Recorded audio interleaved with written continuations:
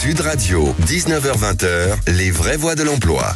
On vous souhaite la bienvenue comme tous les mardis, les vraies voix de l'emploi. Et pour m'accompagner, Nicolas Leroy qui est avec nous, DRH du groupe Fiducial et du cabinet Ficoba. Bonsoir, monsieur Nicolas. Bonsoir, Cécile. On va parler emploi ce soir avec un événement qu'on aime beaucoup, les trophées optimistes Éco-Réseau en partenariat avec Sud Radio. Et on va se demander ce soir, où va l'emploi? Pouvons-nous être optimistes encore? Est-ce que le statut d'auto-entrepreneur est une opportunité ou une liberté sans contrainte? Est-ce que les seniors sont les laissés pour compte finalement dans un contexte de pénurie? Est-ce que les étudiants sont-ils bien préparés au marché de l'emploi? On va répondre à toutes ces questions. On vous souhaite la bienvenue dans les vraies voix de l'emploi. Les vraies voix Sud Radio. Et le papa de ce trophée Éco-Réseau, en tout cas des trophées de l'optimiste, Jean-Baptiste Leprince est avec nous, donc fondateur Éco-Réseau Business, et ce trophée qui aura lieu le 25 mars. Le 20, Cécile, bonsoir. Le 20 mars prochain, pardon. Bonsoir, merci d'être avec nous autour de cette table aussi. Hervé Novelli, qui est ancien ministre et créateur du statut d'auto-entrepreneur, qui est également membre du jury des trophées Éco-Réseau en studio. Bonsoir. Bonsoir, bienvenue. On aura également Frédéric Gesque, fondatrice d'Usco Partner et de Senior for Good, qui est conférencière et experte de l'employabilité des seniors. Bonsoir Frédéric. Bonsoir. Également avec nous Laura Assin, directrice générale d'Epitech, membre du jury des trophées optimistes Éco-Réseau. Bonsoir. Et enfin, Jonathan Angloff, qui lui qui est cofondateur d'Aircall et d'Axo Capital, un fonds d'investissement, qui est le lauréat 2024 du trophée d'entrepreneur de l'année et auteur de Rien à perdre. Et bien mérité en tout cas.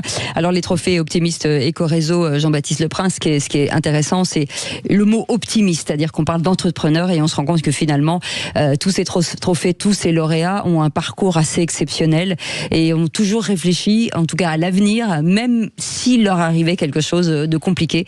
Ils ont toujours en tout cas gardé le cap.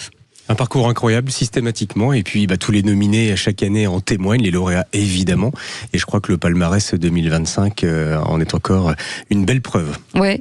Alors on a Jonathan Angloff qui est avec nous, un cofondateur d'Aircall et d'Agesso Capital, lauréat 2024 du trophée de l'entrepreneur de l'année, qui a sorti un livre le 13 mars dernier qui s'appelle Rien à perdre. Bonjour, en tout cas, merci d'avoir accepté notre invitation. D'abord, on a envie de revenir sur ce prix 2024, vous étiez très ému, en tout cas, lorsque ce prix vous a été rendu. Aujourd'hui, au bout d'un an, qu'est-ce qu'il veut dire encore aujourd'hui pour vous ?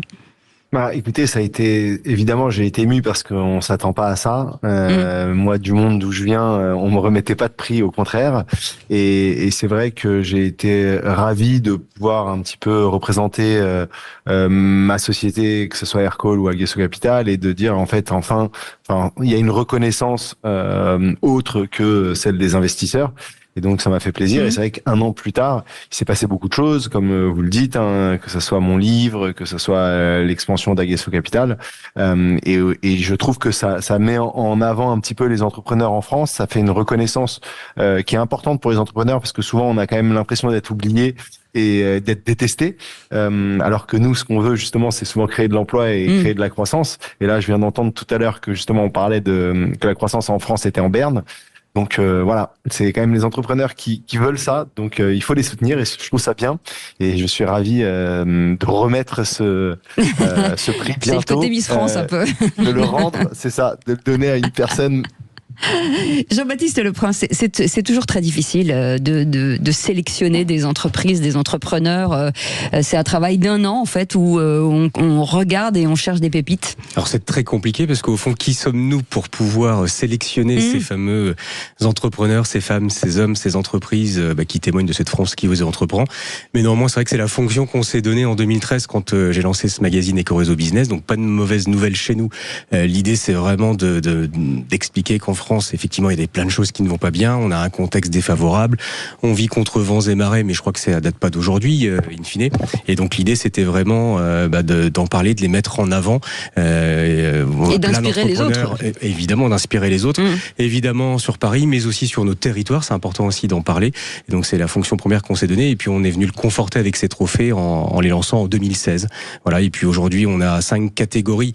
Parce qu'on trouvait que c'était pertinent de regrouper un ensemble d'entrepreneurs ensemble sur différentes fonctions, dans différents secteurs d'activité, les 5 catégories. Donc on récompense l'électron libre de l'année, celui ou celle qui incarne le rebond, valeur très forte chez Ecoreso, puisque ce rebond, nous, on aime le valoriser parce qu'en France, on n'a pas le droit d'échouer. Au contraire, qui n'a pas échoué, ne serait-ce qu'autour de cette table, alors j'espère pas trop difficilement pour les uns et les autres, mais...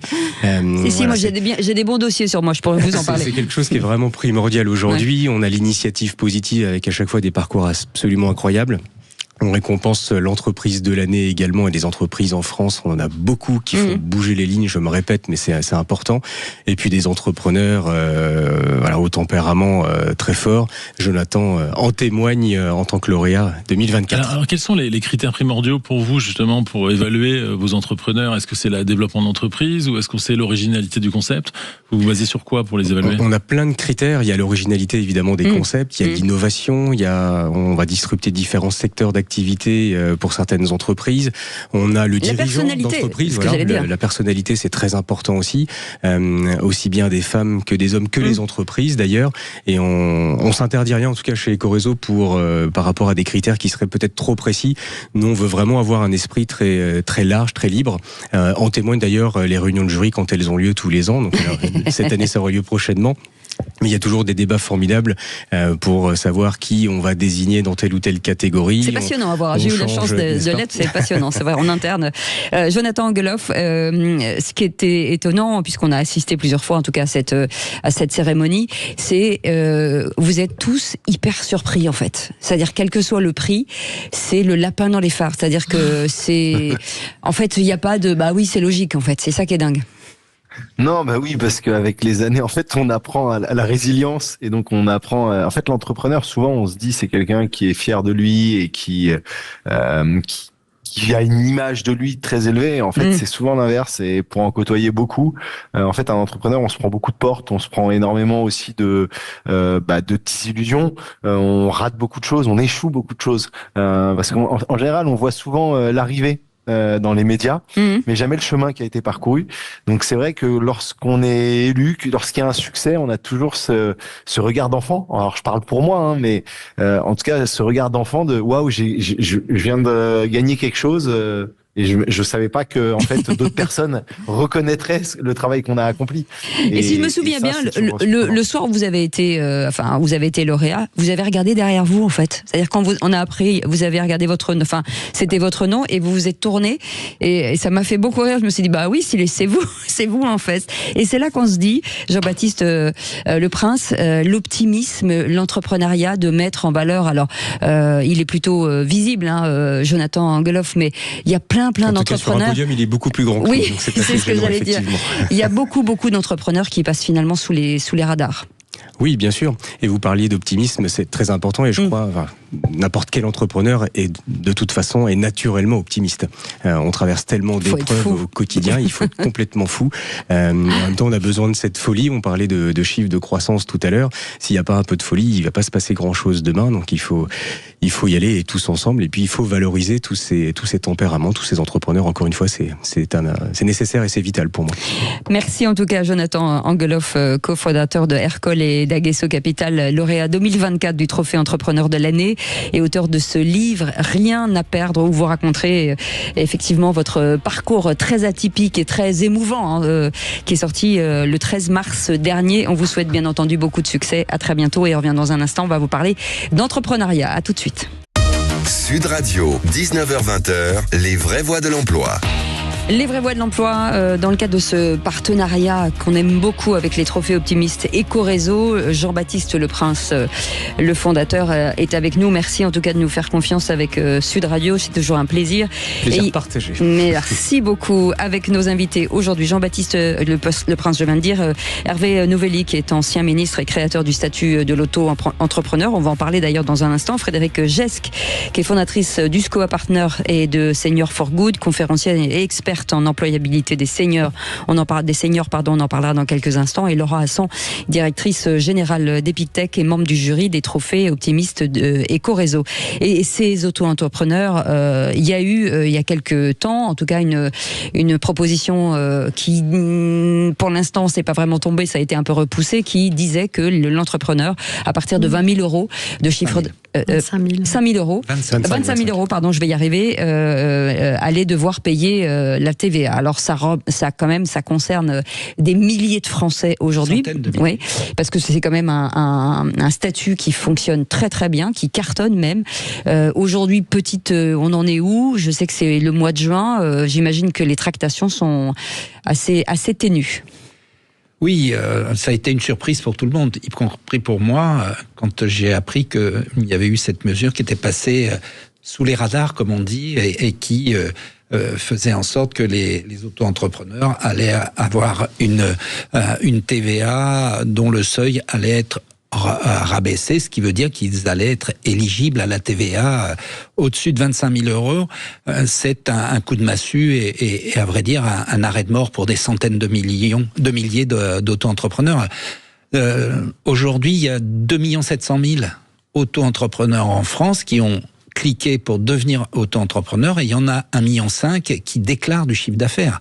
L'année dernière, le chiffre d'affaires total des auto-entrepreneurs, c'est plus de 25 milliards d'euros. C'est quelque chose de très fort, avec des prélèvements qui augmentent et qui font que grâce à ces auto-entrepreneurs qui sont souvent vilipendés, on les accuse de tous les maux, eh bien, il y a eu 5 milliards d'euros qui sont rentrés dans les caisses de la sécurité sociale. Ça, c'est l'état des lieux. Et l'état des lieux, c'est que l'année dernière, il y a eu 1 100 000 entreprises qui ont été créées, donc une vitalité exceptionnelle de la création d'entreprises. Mais il ne faut pas oublier, et ça, le gouvernement l'a oublié, que sur ce million d'entreprises créées, 700 000 l'ont été sous le statut de l'auto-entrepreneur. Ce qui veut dire que si on tue un certain nombre, économiquement bien sûr, à ces auto-entrepreneurs, on va tuer la création d'entreprises qui est une des courbes qui résiste et qui bat les records tous les ans de la création d'entreprises. Donc moi, je m'élève contre cette mesure et je dis attention, parce que dans le contexte actuel de la croissance atone qui nous menace en 2025, si on a un recul, comme je le pense, si cette mesure n'est pas supprimée, n'est pas abrogée, si on a un recul de la création d'entreprises en France en 2025, quel signal donne-t-on d'une France qui s'acharne sur les entrepreneurs, surtout les créateurs d'entreprises. C'est facilitateur quand même, ce statut. Mais bien sûr, ça permet de créer son activité très vite et sans formalité excessive. Et là, on va donc donner un signal que la France s'acharne sur les créateurs et les créateurs pauvres. Parce que là, on est sur ceux qui veulent s'en sortir parce qu'ils n'ont pas grand-chose, sauf leur imagination, leur capacité et leur expertise. Et là, on va adresser un signal terrible. Et tout ça pour des rentrées de TVA qui n'auront pas lieu, je le dis et je l'annonce, parce que les gens s'arrêteront au seuil, ils n'iront pas au-delà. Il y aura une explosion du travail au noir. Ce sera un complément de... Voilà, c'est ça. Et donc, pourquoi ce désamour pour les entrepreneurs, les indépendants de façon générale? Ils n'ont pas de chômage, ils n'ont pas de protection. Enfin, on le voit bien aujourd'hui, c'est un vrai frein justement au passage de salariés entrepreneurs. Oui. Pourquoi généralement l'État français a un vrai désamour et s'acharne sur eux? Alors ça n'est pas totalement vrai, puisque j'ai quand même réussi à créer ce statut. donc, on voit bien que ça revient tout de suite, on tape dessus. Lorsqu'il y a besoin de trouver de l'argent, on va faire les poches de ceux qui parfois ne peuvent pas se défendre. Et donc là, c'est typiquement ce qu'on appelle à Bercy. J'ai passé 3 ans et demi à Bercy, donc je connais ce qu'on appelle à Bercy une mesure de rendement. C'est-à-dire qu'on a un alibi qui serait la concurrence déloyale, les artisans qui sont pressurés par la pression des auto-entrepreneurs. Tout cela est faux. Tout cela est faux, je l'annonce très calmement. Si la concurrence était si déloyale que cela, ça fait 15 ans que ce statut existe, il n'y aurait plus aucun artisan du bâtiment en France. Or, on sait très bien que pour avoir des travaux chez soi, quand on habite comme moi à la campagne, il faut quand même attendre des mois et des mois avant de voir arriver un artisan. Donc voilà, je suis indigné. J'espère que le gouvernement, je rencontre prochainement la ministre des PME, j'espère que le gouvernement va revenir sur cette mesure parce qu'elle est néfaste tout simplement et qu'on pourrait à cette occasion lancer une grande consultation avec des études d'impact, imaginer le futur du travail, voir comment ce statut, comme vous avez raison de le dire, qui doit être amélioré, peut l'être, mais arrêtons de démolir ce qui marche. Les études d'impact, c'est pas leur fort. Frédéric Gesque, vous êtes sur le sujet des seniors. L'auto-entrepreneur, c'était pour une deuxième vie, c'était formidable. Bien sûr. Ça l'est toujours formidable. Et c'est vrai, quand on parle de l'entrepreneuriat en France et de la Startup Nation, on oublie parfois que l'entrepreneuriat des seniors, c'est-à-dire des plus de 45-50 ans, est extrêmement dynamique en France, et y compris avec ce statut d'auto-entrepreneur, et que les difficultés dont on parlera certainement tout à l'heure liées à l'emploi des seniors, à l'inclusion des seniors dans nos entreprises aujourd'hui, conduisent de nombreux seniors, de nombreux actifs expérimentés à s'orienter vers l'entrepreneuriat, ne serait-ce que pour pas sombrer dans la précarité en réalité, parce qu'ils n'arrivent pas à retrouver de boulot. Donc c'est aussi effectivement une cible de victimes en fait de cette nouvelle mesure. Et certains, Jean-Baptiste Leprince, commençaient par être auto-entrepreneurs, montaient des sociétés et finissaient chez vous sur le podium. Et on en a quelques-uns. Ouais. Non mais c'est intéressant, c'est important de le dire. Quand on prend l'exemple de Jonathan Engelhoff, quand il explique son histoire, il a commencé, alors je ne sais pas s'il avait exactement le statut d'auto-entrepreneur, mais il a fait des petits jobs qui lui ont permis de gravir les échelons petit à petit. Et on en a plein comme ça, effectivement, et on parle de tous ces exemples-là au quotidien chez nous. C'est un statut, Laura Hassan, aussi chez une jeunesse qui se dit, au sortir de l'école, je vais démarrer tout de suite. Même avant de sortir de l'école, là on est en pleine phase Parcoursup, donc on lit tous les projets motivés des candidats. 1 sur 2 se dit, alors il n'est pas forcément le statut d'auto-entrepreneur, mais un candidat sur 2 avant 18 ans, se dit déjà créateur d'entreprise. À creuser derrière, mais dans notre population étudiante, c'est 30% de nos étudiants qui ont un statut d'auto-entrepreneur. Donc c'est quelque chose qui leur permet de lutter contre la précarité, de justifier d'expérience professionnelle. Et pour nous, c'est quelque chose de très important qu'on valorise. D'avoir des revenus. D'avoir des revenus contre la sur précarité. l'informatique, ils utilisent beaucoup ce statut-là. C'est pour ça que si on l'enlève, ça va être un vrai sujet pour les développeurs qui ont... Exactement, avec du travail au noir qui va de toute façon arriver. 25 000 euros pour un étudiant en informatique qui va vite atteindre ce chiffre d'affaires-là. On a eu la semaine dernière un influenceur auto-entrepreneur. Il a dit ça m'a sorti, finalement de mon quartier. Et il y en a un qui fait des fringues et l'autre qui est influenceur pour des... Et ils financent leurs études aussi de cette exactement, avec ce statut.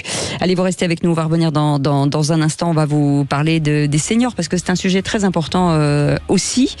Et la population vieillissante, forcément, ça nous concerne tous. Enfin, surtout vous, parce que moi je suis beaucoup très jeune, très jeune. J'ai à peine 18 ans, je vous le dis, ça se voit pas, mais c'est parce que j'ai un peu de... Bon, on en parlera tout à l'heure. Allez, à tout de suite. Sud Radio, 19h-20h, les vraies voix de l'emploi. Les vraies voix de l'emploi avec Nicolas Leroy qui est avec nous, qui est DRH du groupe Fiducial. Bienvenue. Jean-Baptiste Leprince, fondateur d'Ecoréseau Business et les trophées optimistes Ecoréseau, c'est le 20 mars prochain, donc ça va venir vite. Hervé Novelli est avec nous, ancien ministre et créateur du statut auto-entrepreneur et aussi membre du jury. Frédéric Gesque, fondatrice d'Uscoa Partners et Senior for Good, conférencière et experte en employabilité des seniors, on va en parler dans un instant, et Laura Hassan, qui est directrice générale d'Epitech, et membre aussi de ce magnifique trophée des optimistes Ecoréseau, dont on est partenaire avec Sud Radio. Donc on parlait il y a quelques instants des seniors, sur lesquels à un moment donné il va falloir changer le regard, trop écarté souvent du marché du travail. Les seniors pourtant ont une expertise, on parle de la transmission aussi avec une autre génération, et pourtant ça ne fonctionne pas. Qu'est-ce qui ne va pas ?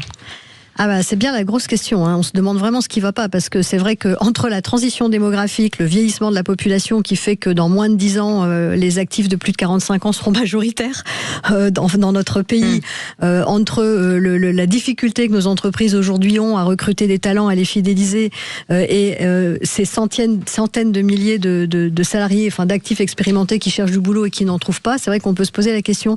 Et ce qui est le plus difficile dans le traitement de ce sujet, c'est que qu'on est justement sur des choses qui ne sont pas rationnelles. On est vraiment sur des stéréotypes, sur des biais, sur des préjugés sociétaux, sur des difficultés de notre société en fait à adresser le sujet de l'âge et du vieillissement.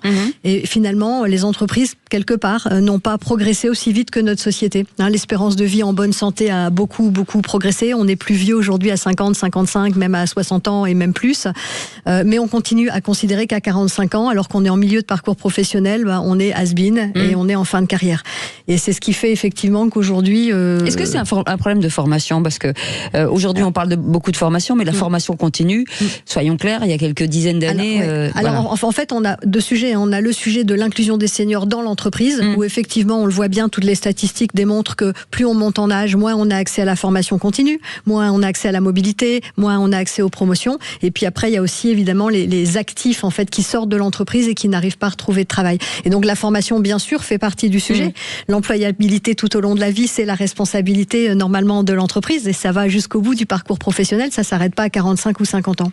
Moi, je constate, on recrute beaucoup de seniors chez Fiducial, et effectivement, je sens, Bravo. Je sens qu'il y a un vrai blocage sur le marché. Est-ce que finalement, c'est pas politique? Est-ce qu'il faut pas changer, faire des vraies mesures incitatives? Parce qu'il y en a beaucoup sur les jeunes, sur les bas salaires, etc. Mais sur les seniors, comme on a fait sur les femmes, par exemple. C'est ça. Moi, je dis toujours, on n'est pas pour les quotas, même en tant que femme, on n'est pas très ravis en fait d'avoir des quotas. Il n'empêche que Copé-Zimmermann, ça a fonctionné, que Rixin, ça commence à prendre. Et je pense effectivement, malheureusement, le constat, ça fait quand même quelques années que je m'engage sur ce sujet et je pense qu'effectivement tant qu'il n'y aura pas de contraintes ou d'incitation pour les grandes entreprises, en fait ça ne bougera pas. On commence à prendre conscience quand même qu'il faut garder nos seniors parce que c'est vrai que les plans de départ, les politiques publiques de l'emploi qui ont beaucoup poussé quand même à la sortie des seniors en espérant booster l'emploi des jeunes, ça fonctionne de moins en moins. Donc les boîtes commencent à comprendre qu'elles vont devoir les garder. En revanche, en recruter, c'est encore très compliqué. Alors c'était très étonnant parce que quand on... Et là, je parle sous le contrôle d'Hervé Novelli et Jean-Baptiste Leprince, quand on parle à une entreprise avec un dirigeant qui est plutôt assez jeune, il s'entoure toujours de seniors en fait. C'est ça, d'expertise. L'expérience est incontournable. Moi, j'ai proposé, mais là encore, j'ai proposé qu'est-ce qui freine la réembauche de seniors? Le prix, peut-être. Le coût. Oui. Les charges. Et donc, ce que j'avais proposé, donc les syndicats avaient fait adopter une mesure qui s'appelait la pré-retraite progressive. C'est-à-dire que on sortait progressivement et on pouvait continuer à faire bénéficier de son expertise, son expérience à un jeune qui était embauché. J'ai proposé qu'on fasse un appareillage identique, mais entre un senior embauché sous statut d'indépendant, donc pas de charge pour l'entreprise, il supporte ses charges et il peut ainsi faire bénéficier des jeunes de son tutorat. C'est à mon avis une formule gagnante qui permet aux seniors de pouvoir revenir dans l'entreprise, même quand il a pris sa retraite, et de le faire sous un statut souple qui lui permet de venir de manière très fluide et de tarifer son expertise sous forme de prestation. Et ça, vraiment, ce qui était énervant, irritant dans ce monde en France, c'est qu'il y a des barrières. Ouais, c'est ça. On est salarié, on est indépendant. On ne peut pas être les deux. Or, la vie, elle évolue. Et aujourd'hui, il n'y a plus de carrière commencer dans l'embauche dans l'entreprise jusqu'à la fin de son parcours. Et ça, c'est vraiment... les plus âgés. Cette rigidité, si on veut être vu comme une entreprise innovante, il ne faut pas de cheveux gris. Moi, je l'ai constaté, c'est terrible. Dans les codires... C'est pour ça que je parle de stéréotypes. Après, il y a quand même deux choses à prendre en compte. C'est que déjà, il faut peut-être quand même aussi arrêter de regarder les plus de 50 ans comme étant uniquement des machines à transmettre. Parce qu'aujourd'hui, à 45, 50, 55 ans, même 60 ans, on peut avoir aussi envie de continuer à apprendre, à grandir, à se développer et pas être seulement dans la transmission. On peut même entreprendre, Frédéric. On peut même entreprendre. On peut même entreprendre. Moi, j'ai lâché le salariat après 32 ans de salariat. À 57 ans, j'ai monté ma boîte, donc il n'est jamais trop tard pour bien faire, si je puis dire. Et puis, deuxième sujet, je voulais revenir quand même sur le prix. Et qui fonctionne bien, c'est bien de le dire aussi. Oui, c'est exactement. Je n'ai pas regretté un seul instant depuis que j'ai quitté le salariat. Je comprends. Et quand même sur le prix, je voulais revenir quand même sur le coût des seniors, parce que c'est vrai que c'est le premier stéréotype en fait qui existe. C'est-à-dire dans les boîtes, globalement, on va pas recruter des vieux parce que ça coûte trop cher. Il faut quand même savoir que l'APEC d'ailleurs a fait des études très intéressantes. Ils ont comparé le salaire médian des plus de 55 ans est équivalent au salaire médian des quarantenaires aujourd'hui. Il y a 2 cas d'euros annuels d'écart. Donc autrement dit, c'est tout à fait lissé. Pour une raison très simple, c'est qu'à partir de 50 ans, vous n'êtes plus augmenté. en fait. Et donc, l'écart, en fait, se réduit beaucoup. Donc, quand on dit que les seniors coûtent plus cher, c'est pas tout à fait vrai. Ça peut être vrai dans des cas particuliers. Un cadre supérieur qui a fait 30 ans dans une grande entreprise, il va coûter très très cher. Et donc effectivement, s'il sort, il va avoir du mal à retrouver à ce niveau de salaire. Mais globalement, il n'y a pas tant d'écart que ça. Et en face, combien de bénéfices vous mettez d'expérience, de compétences. Il y a moins de charges familiales. Quand vous avez 55 ans, vous n'avez pas la maison remboursée, exactement. les enfants. Et en plus, les expérimentés sont vraiment prêts à faire des efforts. Ceux qui sont en recherche d'emploi, quand on fait toutes les études l'ont démontré, plus de 80% sont prêts à faire des efforts non négligeables sur leur niveau de rémunération. Alors moi je dis toujours, faut pas non plus se brader, il n'y a pas de raison, il y a quand même des expertises aussi à partager, mais c'est vrai qu'effectivement on a aussi peut-être un peu moins de besoins quand on est senior, parce que oui, les enfants sont élevés, la maison est payée, etc. Et notamment pour les cadres, et donc on peut se permettre effectivement d'être moins payé parce qu'on a envie de s'engager, on a envie de continuer à contribuer, on a envie de continuer à exister dans l'entreprise et à contribuer à son pays et à avoir de l'impact positif. Et je dis aussi toujours ça, c'est un sujet de santé publique aussi, parce que tous ces seniors qui sont chez eux et qui n'ont pas l'impression d'être utiles, alors qu'ils pourraient l'être. L'impact sur la santé est terrible aussi. Bien sûr, je suis très investie pour l'inclusion de tous par et pour le numérique. Alors les seniors aussi. Alors j'étais une des plus jeunes DG nommés par le groupe Ionis, et j'avais 34 ans quand ils m'ont donné mon premier poste de directrice générale. La première chose que j'ai fait, c'est nommer 2 seniors à mes côtés. Alors d'abord dans un souci de transmission et puis d'assurance aussi de mon poste. Et ensuite, quand j'ai réalisé l'agilité qu'ils pouvaient avoir, ça m'a forcément incité à recruter plus de seniors et à les remettre, en fait, à les reskiller, à les upskiller. Et par le numérique, c'est plus facile, c'est vrai, dans une école comme à Epitech. Et c'est vrai qu'on déconstruit les stéréotypes en le vivant, en fait. Moi, je dis toujours aux entreprises, allez-y, essayez les seniors. En fait, vous n'allez pas le regretter. Parce qu'en général, quand on commence à recruter, effectivement, et l'intergénérationnel, la richesse, c'est tellement puissant, en fait, quand on a des équipes intergénérationnelles qui fonctionnent bien, ça crée de l'innovation, ça crée de la créativité. Et donc, forcément, j'allais dire, on y prend goût. Voilà. Plus quand on sort des très jeunes. Non, mais dans l'absolu, pardon de le dire, mais on n'aura pas le choix, en fait.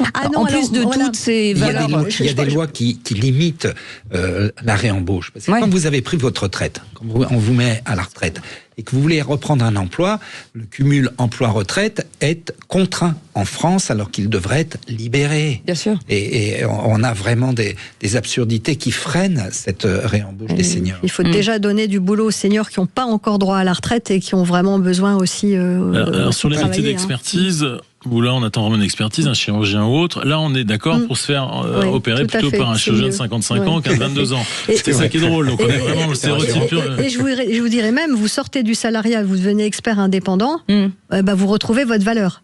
La valeur de l'expérience qui tout à coup disparaît en tant que salarié, moi je l'ai vraiment vu en fait en quittant le salariat. Aucun de mes clients me dit aujourd'hui, Frédéric, vous êtes trop vieille pour bosser pour nous. Au contraire. Et comment ça se passe c'est pour ça que l'indépendant est une opportunité. Ouais. Comment ça se passe chez les autres, Frédéric? Parce que c'est un sujet que tu travailles beaucoup. Chez nos voisins, ils font comment? Alors c'est vrai que la France est particulièrement mauvaise en Europe sur le sujet. On a 30 secondes. Voilà, on est dans les derniers pays. Les pays scandinaves ont beaucoup travaillé sur les stéréotypes. En fait, les politiques publiques de l'emploi qui ont réussi à casser ça, c'est celles qui ont travaillé très tôt sur les stéréotypes sociétaux. Allez, vous restez avec nous, avec nos invités passionnants. Vous êtes passionnants, merci beaucoup. Et on va voir comment on prépare justement cette nouvelle génération à rentrer dans le monde du travail. Mais pour ça, il faudra des seniors. Je dis ça, moi je dis rien. On en parle dans un instant, à tout de suite. Sud Radio, 19h-20h, les vraies voix de l'emploi. Les vraies voix de l'emploi à l'occasion de ce beau trophée optimiste Ecoréseau fondé par Jean-Baptiste Leprince qui est avec nous, un fondateur d'Ecoréseau Business.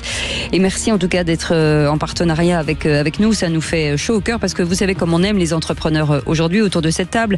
Hervé Novelli, Frédéric Gesque et Laura Hassan et bien entendu Nicolas Leroy. Et vous avez appelé au 0826 300 300. Vous avez entendu que effectivement il y avait un problème avec les seniors, pas venant de nous bien entendu. Et Philippe était avec nous de Clermont-Ferrand. Bonsoir Philippe. Bonsoir, je voulais intervenir. Effectivement, les seniors sont très agiles. Je voulais dire qu'ils sont doublement pénalisés sur le compte formation, par exemple, parce qu'on leur refuse, j'étais cadre supérieur, de telle ou telle formation et d'être disponible à tel moment. On leur dit, vous pourrez le faire quand vous serez en retraite. Les droits existent, mais la loi leur interdit de l'utiliser. Voilà. Ça, c'est pas banal. et même de la transmettre aux enfants. Il y a eu un projet de loi là-dessus, c'est pas passé pour l'instant. Et je voudrais, comme il faut faire bref, souligner une autre discrimination dont j'ai été victime, c'est que les pères de famille comme les mères de famille sont pénalisés dans leur parcours de carrière, et notamment sur la formation, et notamment en fin de carrière. Donc, non seulement j'ai pas pu me former en fin de carrière, à part les formations que je me suis payé moi, mais mon compte formation est bloqué, et je peux pas me former pour exercer un autre emploi où il faut que je me paye aussi la formation. D'autres doivent être dans ce cas. Ouais. Frédéric Gesque, peut-être... attendez, pas de micro, allez-y. On revient sur ce sujet de l'accès à la formation, c'est ça, à la fois dans l'entreprise et hors l'entreprise, où effectivement, si on ne fait pas progresser l'accès à la formation, à la seniorité, on pourra pas avoir une employabilité, et donc ça justifie aussi que les entreprises, du coup, accompagnent vers la sortie, on va le dire gentiment, la plupart de leurs salariés expérimentés, en disant qu'ils sont déconnectés, qu'ils sont plus capables, qu'ils sont pas capables de s'adapter, etc. Oui, il faut d'abord effectivement ouvrir la formation. Merci beaucoup Philippe pour votre témoignage, et avec nous Laura Hassan qui est avec nous, directrice générale d'Epitech et membre du jury, en tout cas du trophée des optimistes Ecoréseau, pardon. Je vais y arriver. Les étudiants d'aujourd'hui seront les talents demain. Ça aussi il faut les traiter. D'abord au sortir de l'école avec de bonnes orientations, comment leur faire découvrir tous les métiers. Enfin, il y a un sujet facile parce que c'est les métiers de l'informatique, les nouveaux métiers des nouvelles technologies. Donc forcément, ingénierie en intelligence artificielle, cloud, cybersécurité, ça va être les trois majeurs qui vont être les plus prisés. Ingénierie logicielle, et puis après une double compétence qui aujourd'hui est nécessaire sur la partie justement tech et business, puisque c'est bien de faire de la tech, et il faut aussi répondre aux 30% d'étudiants entrepreneurs qu'on a dans nos murs, et donc une sensibilité, on le voit de plus en plus importante à l'entrepreneuriat. Donc on les accompagne aussi. Chacun de nos campus, c'est 15 campus. Epitech, c'est 6500 étudiants, 15 campus en France, 5 à l'international. Et chacun de nos campus est pensé comme un incubateur pour pouvoir accompagner ces étudiants avant même leur diplomation vers l'emploi. C'est beaucoup de stages. C'est pour certains de nos formations de l'alternance aussi en 4e et 5e année. Et puis, ce sont des programmes plus courts pour du reskilling, de l'upskilling, des seniors ou des plus jeunes. Un étudiant à Epitech, en 5e année, il a déjà 4 à 5 offres d'emploi en CDI qui l'attendent pour sa diplomation. Donc voilà, on n'a pas de problématique d'employabilité, mais c'est aussi parce que Epitech prépare à ces nouveaux métiers de l'informatique. Les trophées optimistes Ecoréseau, Jean-Baptiste Le Prince, ce sont forcément des secteurs d'activité qui reviennent assez souvent, de plus en plus souvent aujourd'hui. Au niveau de la tech ? Oui, évidemment. Bon, encore une fois, nos ex-lauréats peuvent en témoigner. Il y a la tech, mais pas que. Alors, c'est très important, évidemment. On en saura un peu plus. Quel secteur d'activité on a un sujet de l'une sur Ecoréseau Business. Je le montre à la caméra qui est en kiosque en ce moment avec la directrice de la mission French Tech. Et un sujet sur l'IA. Donc évidemment, ça bouleverse nos vies. Est-ce que ça va remplacer les uns et les autres ? Je ne crois pas. En revanche, c'est un super complément. Donc oui, la tech, elle est nécessaire, elle est indispensable. Et on sent qu'il y a plein d'entreprises aujourd'hui, des startups. Exactement. Et puis ça permet aussi de faire avancer beaucoup de secteurs. Je pense notamment au secteur de la santé, par exemple.